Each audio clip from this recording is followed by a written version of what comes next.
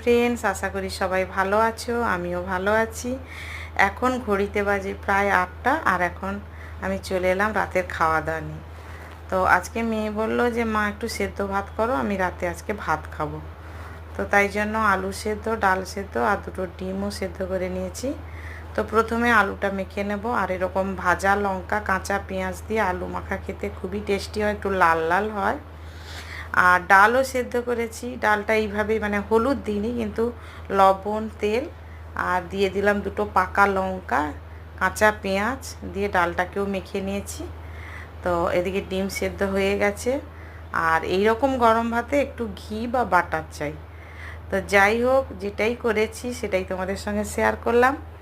যদি ভিডিওটা ভালো লাগে অবশ্যই একটা লাইক করে দিও, আর আমার চ্যানেলটা তোমরা সাবস্ক্রাইব করে দিও। সবাই খুব ভালো থেকো, পরের ভিডিওতে তোমাদের সঙ্গে দেখা হচ্ছে।